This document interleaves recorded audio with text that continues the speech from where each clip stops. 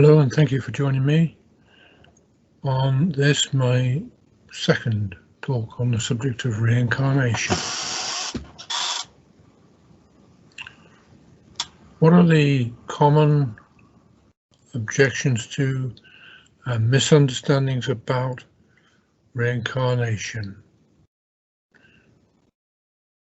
Well, the most potentially damning objection, which is a misunderstanding,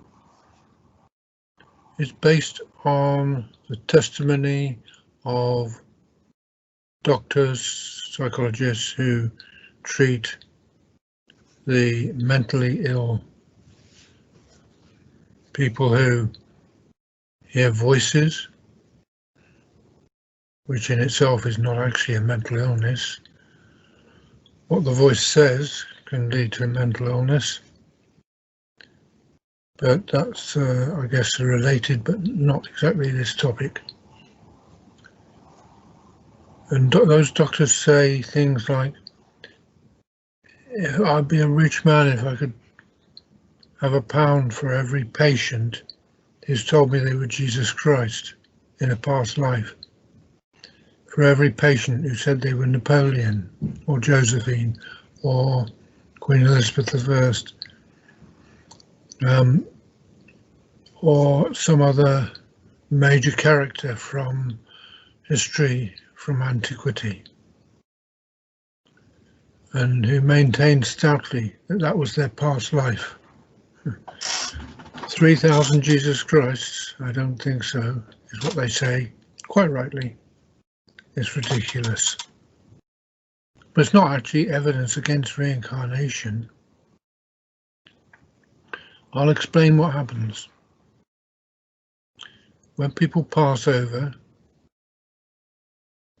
they can apply for permission to review the life of somebody that they admire and respect.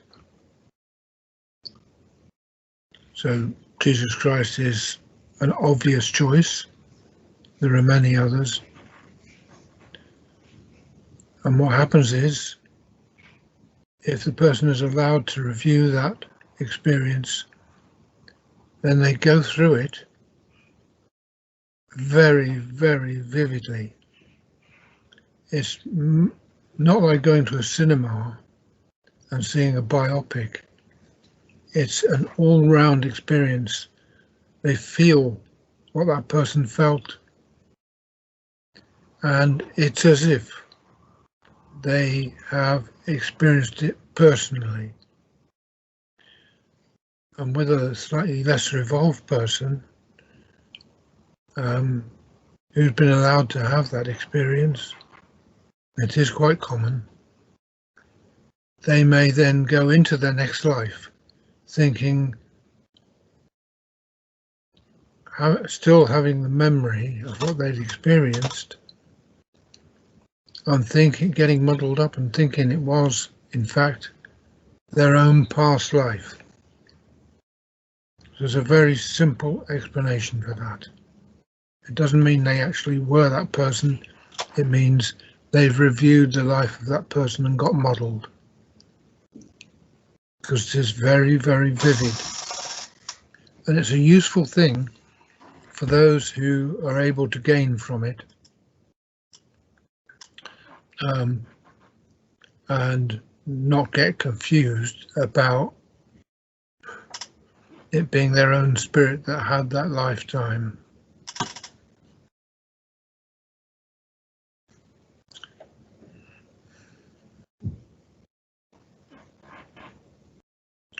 So that's one of the main objections from materialistic people who think that they've shot down the whole idea of reincarnation as a load of rubbish.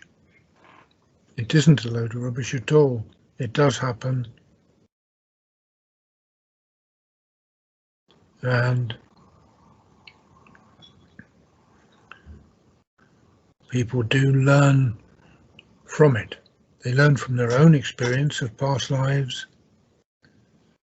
and they learn from what they've seen of other people's experience of past lives. And one would always hope that rather than over-identifying with the people's lives they've had the chance to review, that they would learn from the experience, be inspired by that person's example. History in the material realm does not tell us the truth. It tells us little fragments of truth mixed up with a lot of wishful thinking and untruth. It's well said that history is written by the victor, and victors are not necessarily inclined to tell the truth. They simply want to make their point and reinforce their position. The world is quite an insecure place, and no matter how strong or clever or whatever a person may seem, they will have some, at least, insecurities. Very often they have major insecurities, and that can cause people to take the easy way out and lie, dissemble, cover up the truth like a dog covers its dirt. But if you've got a nose on you, you can sniff those things out. And people do get suspicious of what they're told. Lots of people think, yeah, this is what we know, this is what the news is telling us, this is what our history books tell us. But was it actually like that? Very often the answer is no, it wasn't.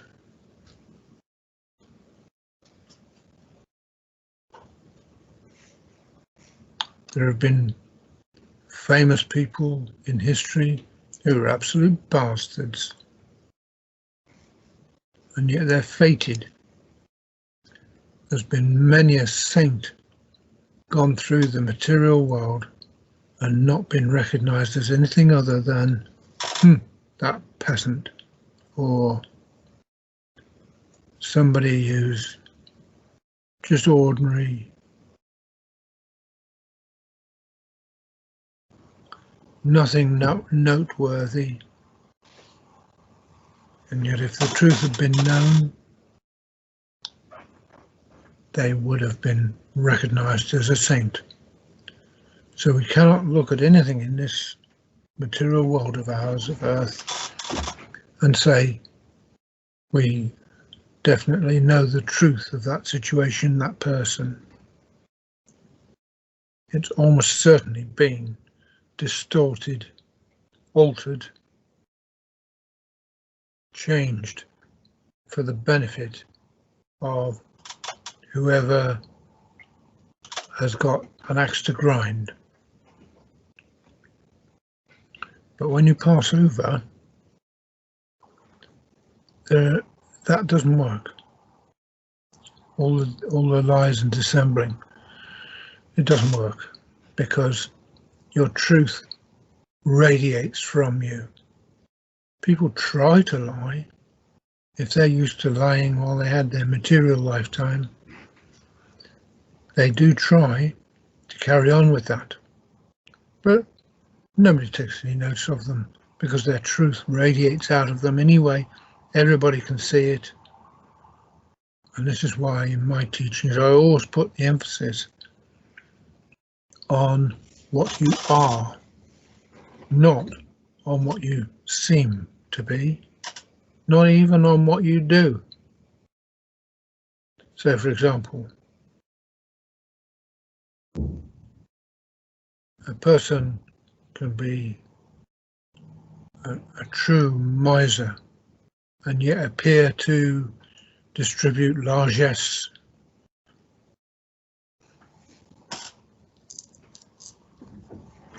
Everybody thinks they're terribly generous. They give a few thousand or a few million to charities, do their good works, but really it's a pinprick compared with the pile of goods and money and so on that they're sitting on. So this is the fact.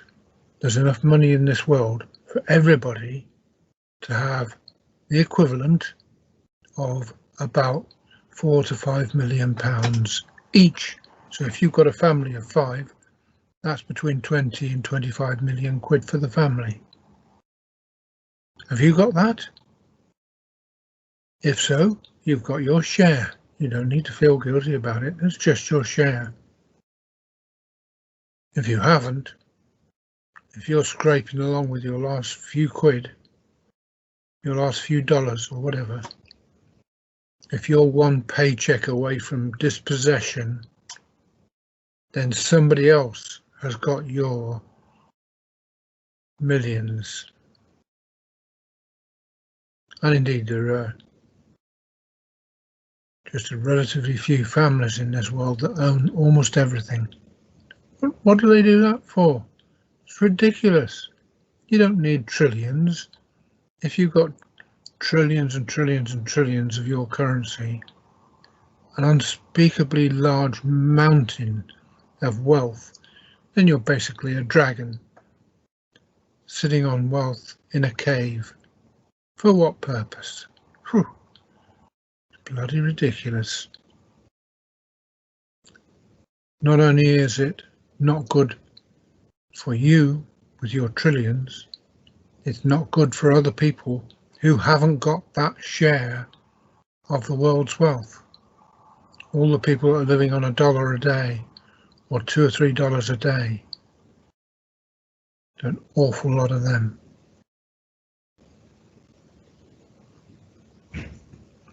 So when a person passes over who has been a hoarder, a dog in the manger, as we say in England, doesn't eat hay himself, but he's sitting on it anyway and stopping the cattle getting at the hay.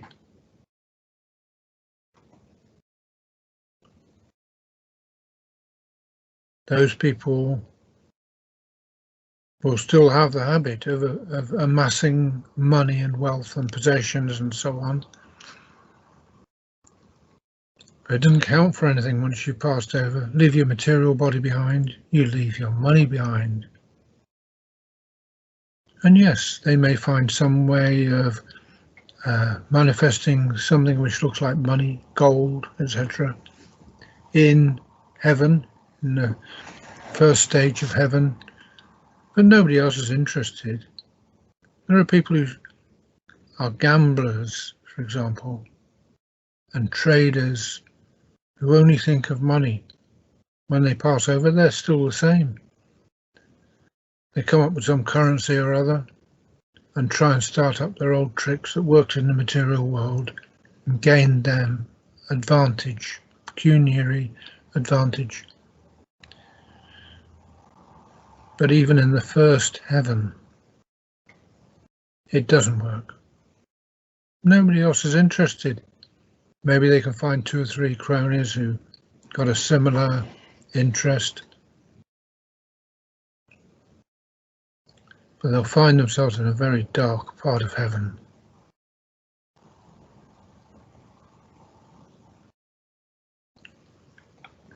Because their own inner darkness keeps it dark. Some parts of heaven are kept very dark for that purpose, so that people like that can reside where they feel comfortable until they learn it's not the be-all of everything. It's not what it's about.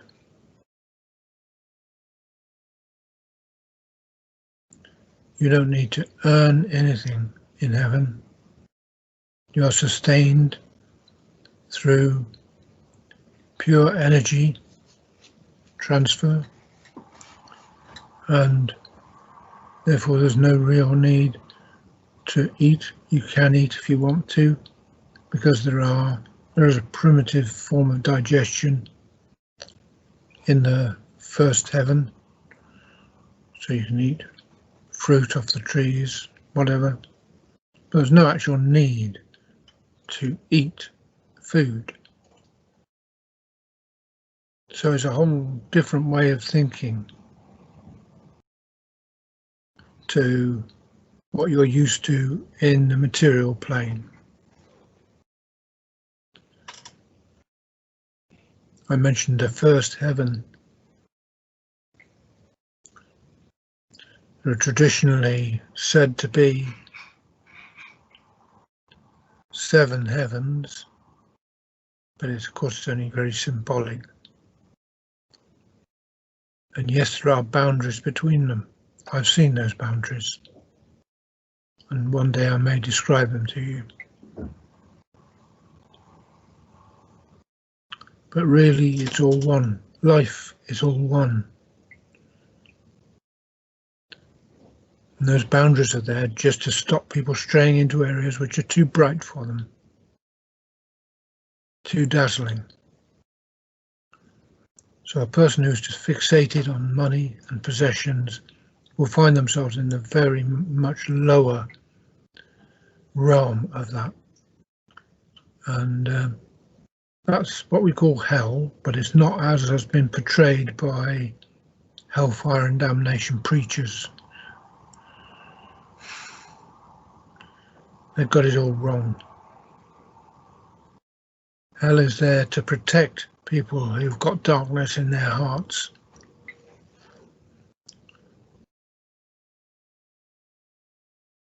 The darkness of hell is created by the people who are there. And it isn't a place of punishment, it's a place of protection. I've heard people say, when I die I'm going to go to hell for sure. They don't know what they're talking about. It's not even very likely that they would go into that protected zone.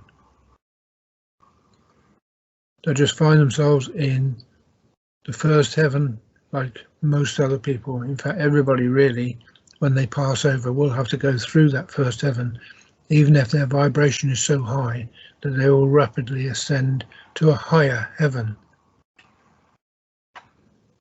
or what we call a higher heaven. Like I say, it's all one really. But there are zones,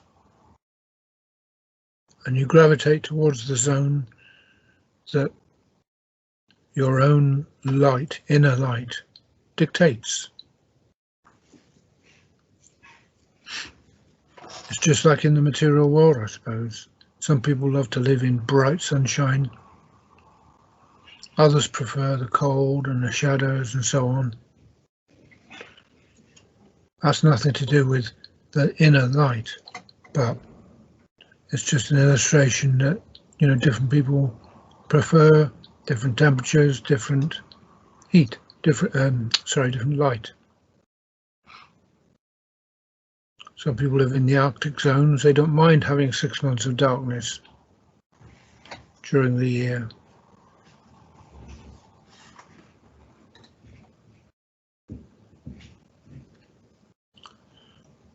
But when a person moves from first heaven, which is like a zone of wish fulfillment, anything you want, you can have. Your mind generates it. You can live in the most beautiful places. When you pass over, you will find your own house there, not the one you've come from and been living in the material world, but the one you've created with your dreams over the years. And that can be rather lovely. So it's a zone of wish fulfillment. There are beautiful parks and orchards, just like in the material world, very similar. You have a solid body, just the same. And you might ask, well, if you've died and passed on, how can you have a solid body?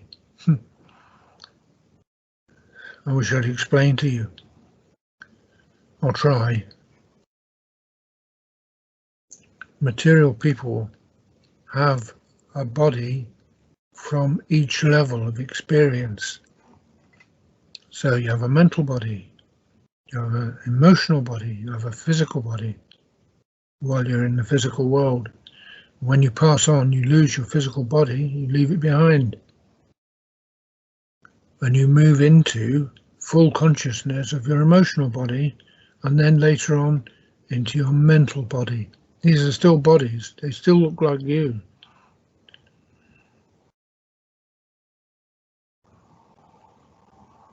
They're still solid.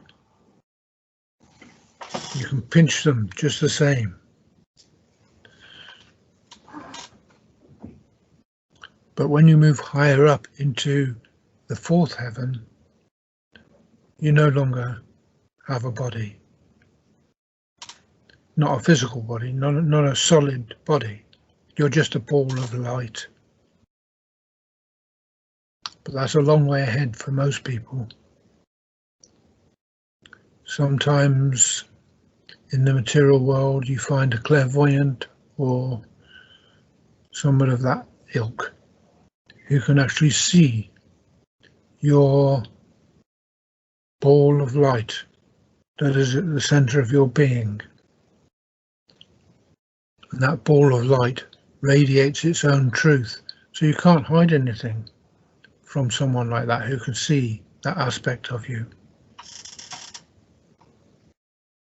When I was 26, I was cured of a health problem by an acupuncturist who accidentally opened my third eye. I'll explain about that more some other time.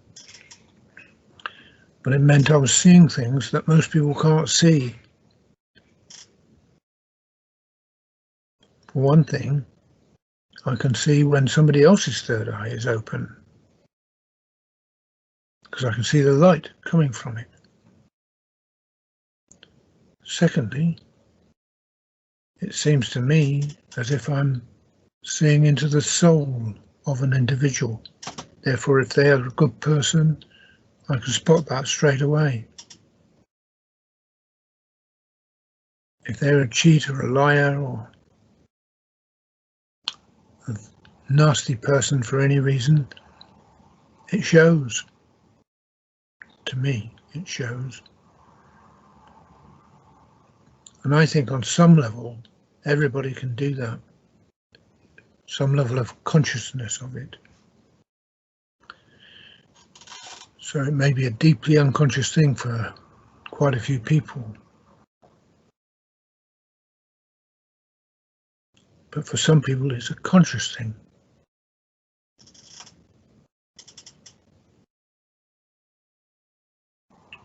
So because of that third eye being open, I see, if I'm not careful, I will start seeing colours around people. The colours of their aura and the colours of their thoughts. Can I read their thoughts? Not really, not most of the time, but I can see the colour of their thoughts, and that gives me a clue.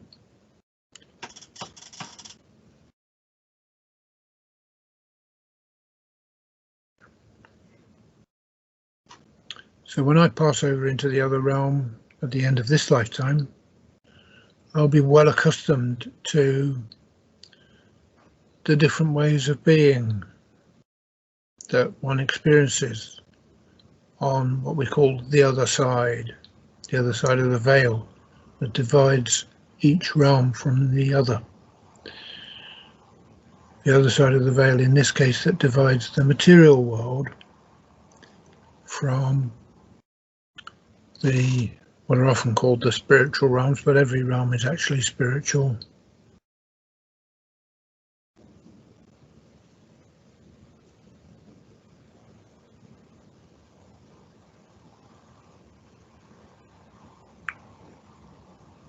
So why would anybody choose, having experienced the joy and wonder, if you like, wish fulfillment of even the first heaven, why would anybody want to come back into the material life? It's basically karma, you know. If you have some unresolved karma, you will have to come back. There isn't a lot of choice. There's no choice really. There is a choice in one sense. You can take one lifetime or another, one opportunity or another, but you're limited to taking on something that's suitable. And luckily it gets designed for you.